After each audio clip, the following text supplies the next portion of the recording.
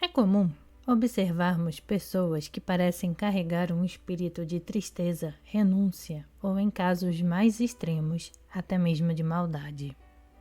Essas manifestações, no entanto, raramente são um reflexo da essência intrínseca da pessoa, mas sim de um profundo desequilíbrio emocional e psicológico. Muitas vezes, esses comportamentos estão enraizados em traumas passados, crenças limitantes, escolhas equivocadas ou até influências externas que moldaram a forma como essas pessoas percebem a si mesmas e o mundo ao seu redor. A tristeza é uma emoção profundamente humana, mas quando se torna crônica, pode ser indicativa de questões emocionais não resolvidas. A neurociência tem demonstrado como a experiência emocional de tristeza ativa áreas do cérebro, como a amígdala, que regula as respostas emocionais, e o córtex pré-frontal, responsável pela avaliação e regulação emocional. Quando alguém vive uma tristeza persistente, é como se o cérebro permanecesse em um estado de ativação constante, sem a capacidade de processar a dor emocional de forma saudável. Isso pode ocorrer devido a traumas não curados ou a experiências de perdas significativas, como o luto, que ficam armazenadas no subconsciente e continuam a moldar nossa percepção da realidade. Exemplo: uma pessoa que perdeu um ente querido de forma repentina pode, durante anos, carregar a tristeza como um fardo invisível. Mesmo com o tempo, ela pode sentir que algo está faltando e não consegue se reconectar à verdadeira alegria. Nesse caso, a tristeza se torna um mecanismo de defesa, uma forma de evitar o confronto com a dor mais profunda que ainda não foi curada. A renúncia, quando levada ao extremo, pode ser vista como uma fuga do prazer e da autenticidade da vida. Psicologicamente, isso pode estar relacionado a uma crença profunda de indignidade ou culpa. A pessoa pode internalizar a ideia de que não merece ser feliz ou que o prazer é algo errado, resultando um comportamento de autossacrifício ou autonegação.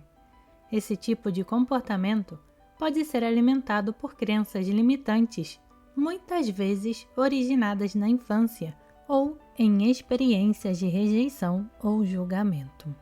Exemplo: imagine uma pessoa que cresceu em um ambiente onde suas necessidades emocionais não foram atendidas, ou foi constantemente criticada por expressar suas emoções. Como resultado, ela pode desenvolver uma crença de que sentir prazer ou alegria é errado, levando-a a uma vida de renúncia ao bem-estar em nome de um suposto dever ou necessidade de punição.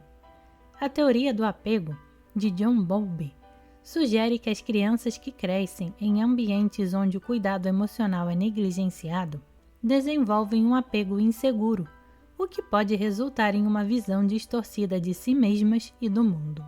Em adultos, isso pode se manifestar como um padrão de autossacrifício ou busca incessante por validação externa, em vez de prazer genuíno e autêntico. A neuroplasticidade permite que esses padrões sejam reprogramados, mas é um processo que requer tempo, apoio e consciência emocional. A maldade muitas vezes é interpretada como uma reação ou defesa contra a própria dor.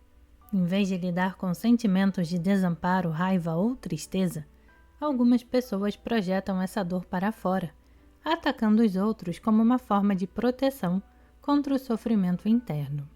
Esse fenômeno pode ser explicado pela teoria psicanalítica de Freud, que descreve a projeção como um mecanismo de defesa em que o indivíduo transfere seus próprios sentimentos ou impulsos inaceitáveis para os outros. Exemplo: uma pessoa que sofreu abuso físico ou emocional durante a infância pode desenvolver um padrão de comportamento agressivo ou cruel como uma maneira de lidar com a raiva acumulada e a sensação de impotência. Nesse caso, a maldade não é necessariamente uma escolha consciente, mas uma forma de expressar a dor não resolvida. A psicologia moderna particularmente a teoria do trauma, sugere que muitas das reações agressivas ou maliciosas são respostas de luta ou fuga a traumas passados. A ativação excessiva do sistema de resposta ao estresse, com a hiperatividade da amígdala e uma regulação emocional deficitária no córtex pré-frontal, pode levar a comportamentos impulsivos e reativos. Estudos mostram que pessoas com histórico de traumas tendem a ter dificuldades significativas no controle de impulsos e na regulação emocional. Tristeza, renúncia e maldade são aspectos da psique humana que acompanham a humanidade desde tempos imemoráveis. Essas emoções e comportamentos podem ser vistas como manifestações universais das complexidades da condição humana, refletindo as lutas internas que todos enfrentam em diferentes momentos da vida. Elas são, de certa forma, as sombras que surgem da interação entre o ser humano e os desafios existenciais, sociais e psicológicos que ele enfrenta ao longo da história. Desde os primórdios da humanidade, os indivíduos e as sociedades têm enfrentado formas de dor, sofrimento e perda, que se expressam de maneiras diferentes, mas muitas vezes semelhantes. Essas sombras podem ser entendidas como respostas naturais e universais a questões como a finitude da vida, a busca por significado, a luta pela sobrevivência e os conflitos interpessoais. A história está repleta de exemplos desses desafios: guerras, perseguições, injustiças, traumas familiares e até a própria luta interna contra as emoções mais difíceis, como a culpa e a vergonha. A tristeza, muitas vezes ligado à perda ou ao luto, é uma constante na experiência humana. Desde os primeiros registros históricos até os tempos modernos, as pessoas sempre lidaram com a dor da separação, seja pela morte de um ente querido ou pelas desilusões que surgem ao longo da vida. Viktor Frankl, em sua obra sobre a busca de sentido, propôs que mesmo nas condições mais extremas de sofrimento, os indivíduos podem encontrar um propósito ou sentido que os ajude a transcender a dor. A renúncia ou afastamento do prazer e da autenticidade, porém, remonta a tempos antigos. Em muitas tradições religiosas e espirituais, a renúncia foi vista como uma virtude, mas quando motivada por sentimentos de indignidade ou culpa, pode ser prejudicial. Isso foi observado em diversas culturas e períodos históricos, onde indivíduos ou grupos buscavam evitar a felicidade, acreditando que ela era um pecado. A maldade, por sua vez, tem raízes em experiências de trauma, desespero e raiva, não processadas. A história humana está repleta de episódios de violência e opressão, onde a dor não curada de um grupo ou indivíduo é imposta a outros. A filosofia e psicologia contemporâneas buscam entender essas dinâmicas e como a reconciliação e a cura podem evitar a perpetuação da dor. Embora a humanidade tenha experimentado essas energias sombrias de maneira contínua, ela também possui uma grande capacidade de transformação. Essas sombras não são imutáveis. A ciência moderna, especialmente a neurociência, comprova que o cérebro humano possui a capacidade de se adaptar e mudar, a neuroplasticidade. Isso significa que, mesmo diante de padrões de sofrimento profundamente enraizados, a mudança é possível, seja a nível individual ou coletivo.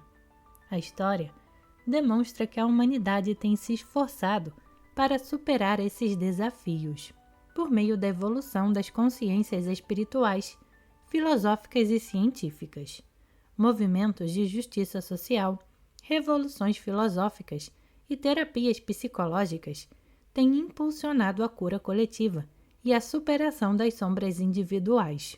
Desde os ensinamentos de figuras como Buda, que falou sobre a superação do sofrimento através da iluminação, até os esforços modernos para a cura do trauma, a humanidade tem buscado maneiras de transmutar essas sombras em luz. Em muitas tradições espirituais, acredita-se que as sombras não devem ser temidas ou evitadas, mas reconhecidas e integradas. O processo de integração da sombra, proposto por Jung, sugere que ao confrontarmos nossas próprias escuridões internas, tristeza, renúncia e maldade, temos a oportunidade de nos tornar mais completos e mais iluminados. Ao integrar nossas sombras, nos tornamos mais autênticos e mais próximos da nossa verdadeira essência. Assim como a noite sempre dá lugar ao amanhecer, a escuridão interna pode ser transmutada em luz. O grande desafio, porém, é reconhecer que nenhum espírito é fixo ou imutável. Mesmo os comportamentos mais sombrios têm raízes profundas. Por trás de cada ação negativa, há uma história, uma dor que precisa ser compreendida e curada. Ao integrar nossa sombra, podemos transmutar essas energias densas em algo mais elevado, avançando em direção a uma vida mais equilibrada, compassiva e autêntica.